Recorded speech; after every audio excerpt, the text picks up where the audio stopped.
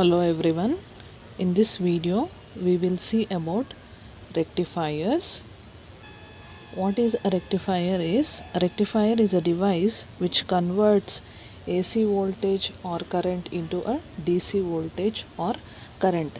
This process of converting this AC voltage or current into DC voltage or current is called as rectification.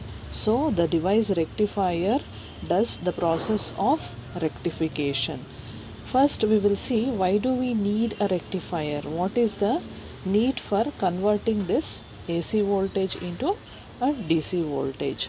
Now the power which comes to our homes is mainly AC, but whatever the electronic devices we use at home, they run on DC power or a DC voltage. That is, they require a DC voltage to operate. So the power which comes to our homes, we cannot give directly to these devices for them to operate. First we have to convert that AC voltage into DC voltage, and then we have to supply to the devices so that they can work. So therefore, to do this conversion from AC voltage to DC voltage, we use a rectifier. There are different types of rectifiers: half wave rectifier and full wave rectifier. First we will see about half wave rectifier. This is the circuit for half wave rectifier. This is the AC source or the AC voltage is given to a transformer. Then the secondary of the transformer is connected to a PN junction diode, and the negative of the diode is connected to this load resistor.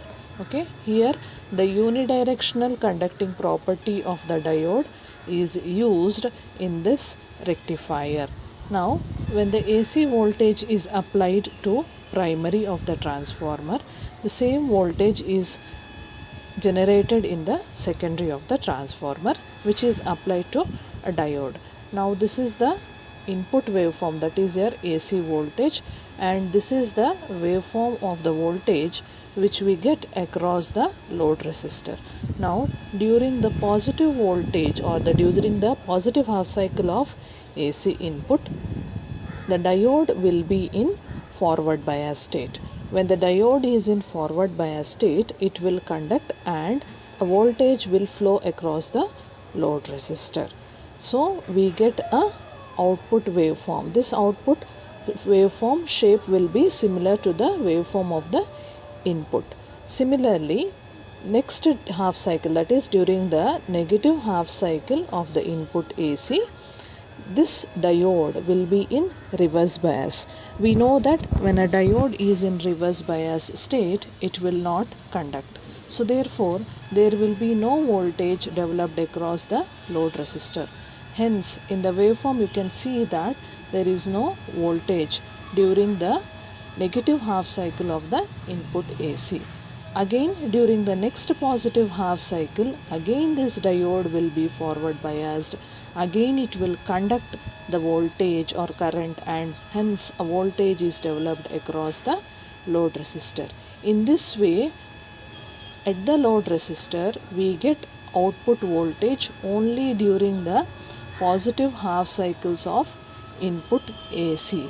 Hence this circuit is called as a half wave rectifier.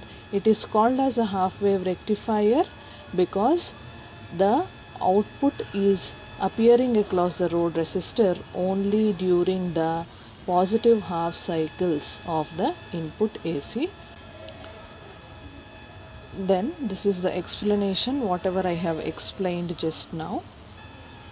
The next, going to next rectifier, which is a full wave rectifier. Full wave rectifiers are of two types. First we are going to see about center tap full wave rectifier.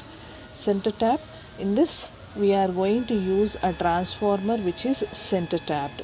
Here in this case it is similar to the half wave rectifier circuit, but the difference is here we use two diodes and the load resistor is connected between the center tap and the two negatives of the diodes. This is the input voltage waveform. This is the output voltage waveform. Now how this circuit works is, during the positive half cycle of the input AC, one of the diodes will be in forward bias state and the other one will be in reverse bias state. So therefore the current or the voltage is developed across the load resistor due to the forward bias state of one of the diodes. Now when the negative half cycle of the input AC is applied, the forward and reverse bias conditions of two diodes are reversed. That is, the other diode will now become forward biased and the first diode which was in forward bias state will become reverse biased. That is, during positive half cycle one of the diode will be forward biased and during negative half cycle another diode will be in forward biased. That is, during both the half cycles either one of the diodes will be in forward bias states, due to which there will be a voltage developed across the load resistor during positive half cycle as well as during negative half cycle. So we can see here from the waveform that there is a voltage developed during both half cycles, positive half cycle as well as negative half cycle of the input AC. That is why it is called as a full wave rectifier. We are utilizing the entire wave of the input AC voltage.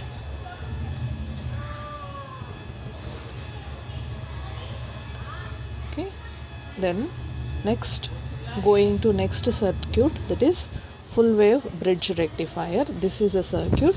Here we use 4 diodes connected in the form of a bridge circuit. You can see here the diodes are named as D1, D2, D3 and D4.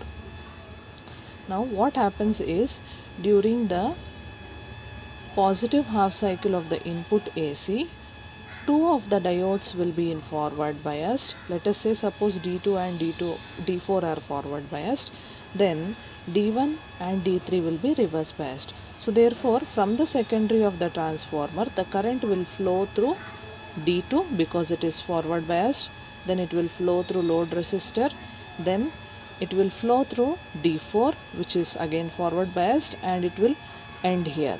So therefore the current will flow through the load resistor due to the forward biasing of D2 and D4, whereas D1 and D3 will be in reverse bias.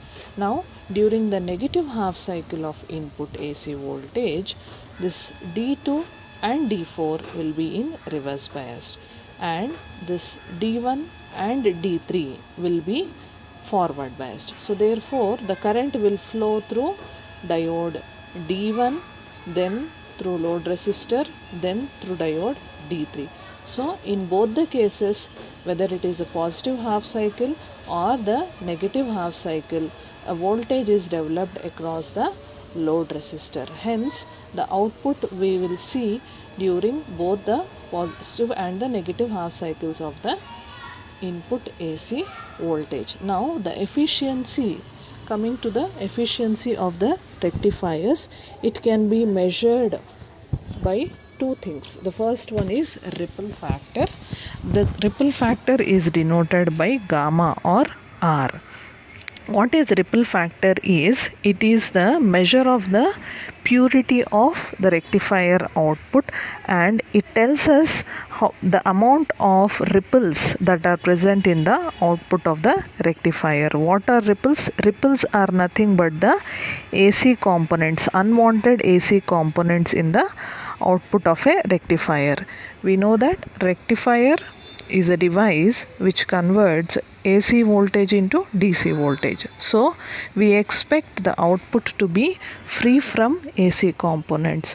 But the output which we see in the rectifier devices is not perfectly 100% DC. There are some AC components which are present. So these unwanted AC components are called as ripples. Any rectifier whose ripple factor is high indicates that there are more number of AC components in the output of the rectifier. And how do we calculate this ripple factor is, it is given by ratio of RMS value of AC components in the output to the DC value of the output.